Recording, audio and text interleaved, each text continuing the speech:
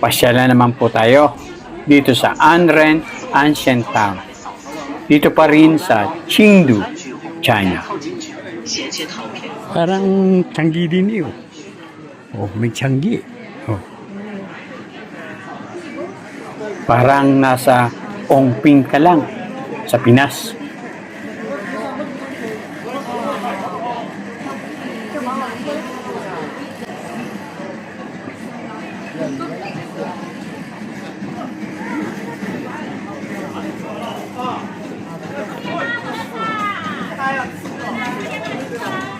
May mga pagkain. Parang sa Divisoria lang. Oh. Mga kabayan. Amoy na amoy. Amoy na amoy ang seasoning ng mga Chinese. Say hi, Gab. Gab. Okay. May karinderya din mga kabayan. Tingnan nyo, kumain sila.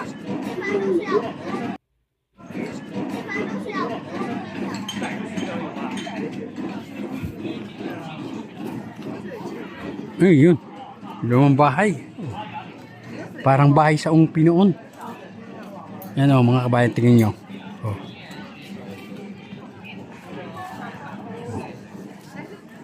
Wala, ako lang, kami lang ng pamilya ko ang Pilipinong ata nandito. Walang Pilipino kaming nakikita. Kahit nga turistang puti, wala eh. Kaya magandang pagkakataon itong nangyari sa akin na makapunta rito. Dahil hindi lahat ng tao ay nabibigyan ng pagkakataon makapunta rito. Lalo na ang isang katulad kong mahirap lang.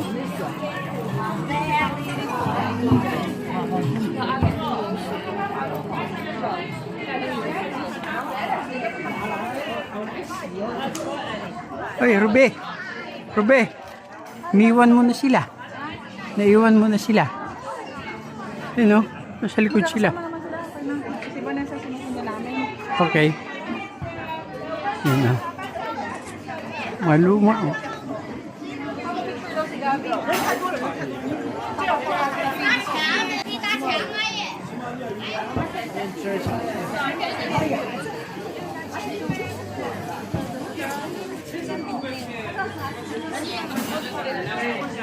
Mga sinaut na. Yung mga banyera. Akala ko sa Angeles, Pampanga ko lang makikita ang banye-banyera. Meron din pala sa China.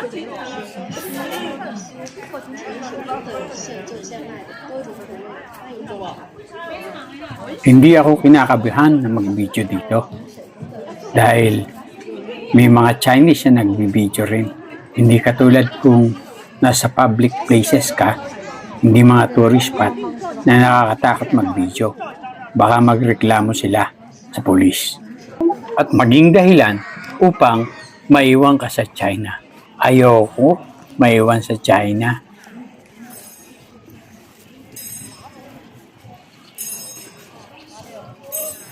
Pasok tayo dito mga kabayan.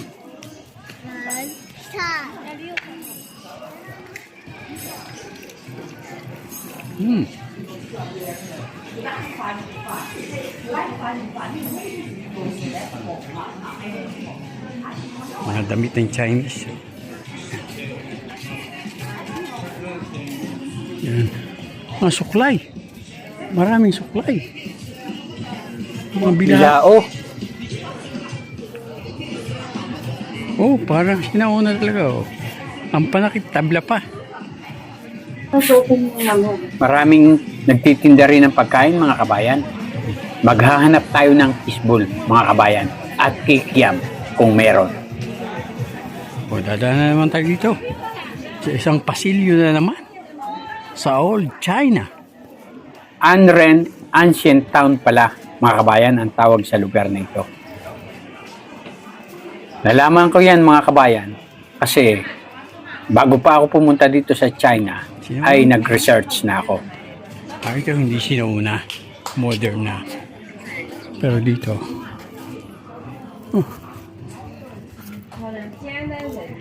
Okay, mabili kong pasalubong kay Angela. Mga kabayan, kakabsat, kasangkayan, tayo po ngayon ay papunta sa nagpaparenta ng Chinese costume dahil magpapapicture po ang aking anak, manugang at apo. Pumasok na po sila sa shop. Habang nakatambay po tayo dito sa labas, ay magpapapicture po tayo sa rickshaw ito. Ang sinaunang sasakyan ng mga Chinese.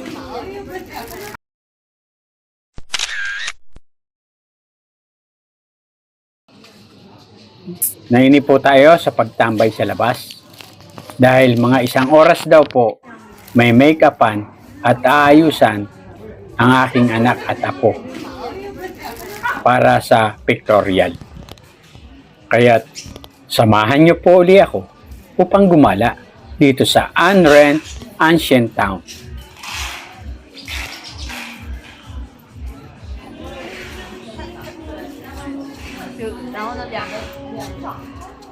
Maraming pagkain mga kabayan. Kailangan mo lamang pambili. Ganda dito.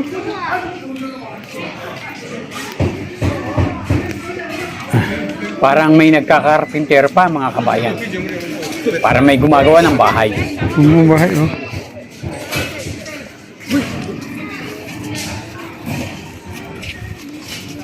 Parang ano dito eh.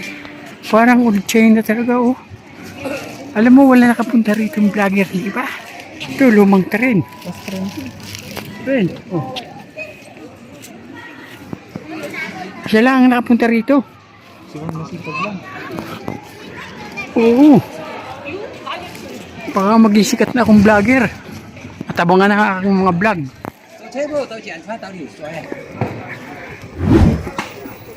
Tuktok nila ano? Oh. Oo nga eh. Marami napapagkamalan akong Chinese. Oh, lumang train ng China.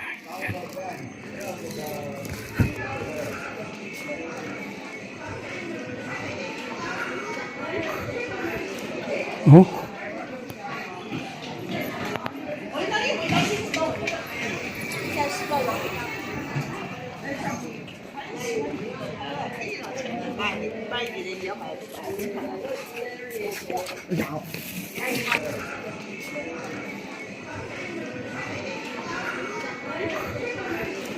Oh.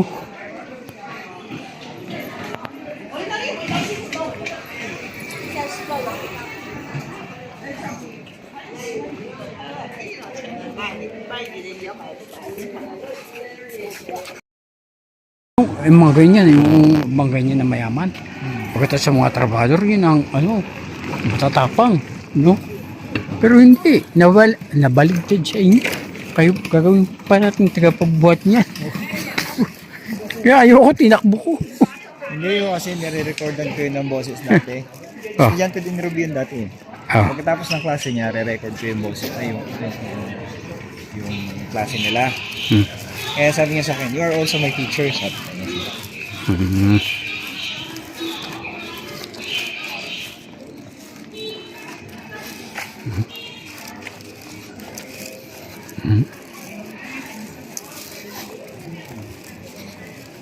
Lakad tayo sa Old China. Talagang old talaga, oh, pati mga pangalan. Oh. Ang pansara ng ano, tabla. Ayan. Maraming tuktok, oh. Siguro para sa tourist yan, no? No? Tourist siguro yan.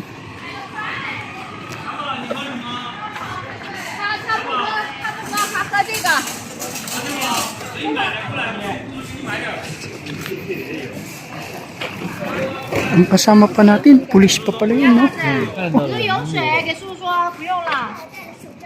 Nananaginip ata ako.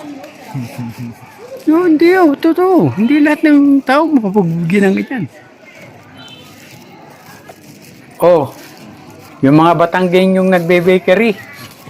Humanap na tayo ng pwesto rito Old para China. sa ating pandisalan. Ultimo, mga luma, yung mga pasilyo, old. Baka kunin ako ni Jessica Sohan ito.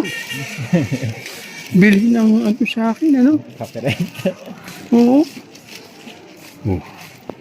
Tingnan mo mga kabayan, Ultimo yung kanilang signage. Kahoy.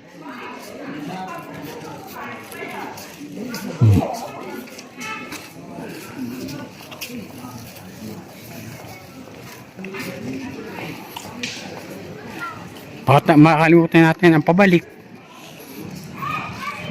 Hindi na tayo makabalik.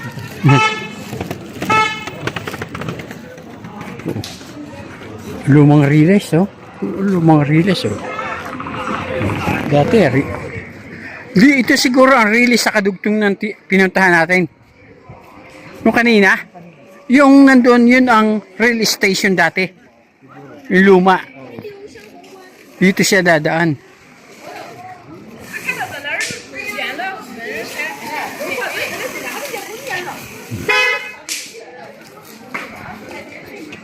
May Honda din pala, no? Ano, konti lang talaga. Honda lang. Isa lang nakita kong Ford Raptor. Tsaka yung monitor nila, lapad. Malaki din ba yung lapad din ba yung monitor ng sasakyan na yung nasakyan niyo, ma? Oo. Ngayon, Yung kanina? Yung nasakyan niyo? medyo malapad din. Lalo na malapad kay, Steve. Dala-dalawa. Kasi may TV. Meron man din sa loob. Yan. Matagal ba yun? Baka hanapin tayo. 40 minutes daw. Ay, isang oras na halos.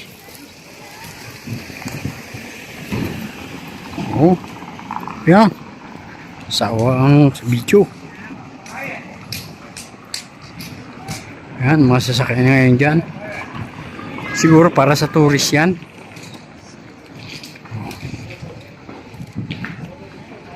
Ito ang original na Old China. Nasa China. Ito nga ito, Kahoy pa ang talagang niya, kahoy. Kahoy, Yan,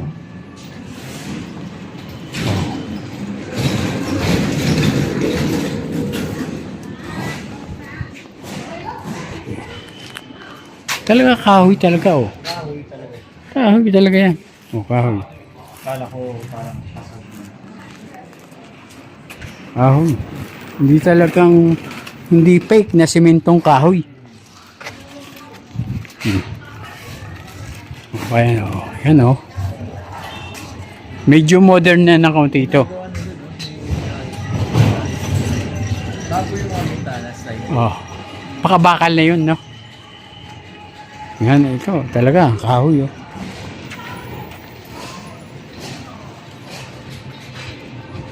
Malaking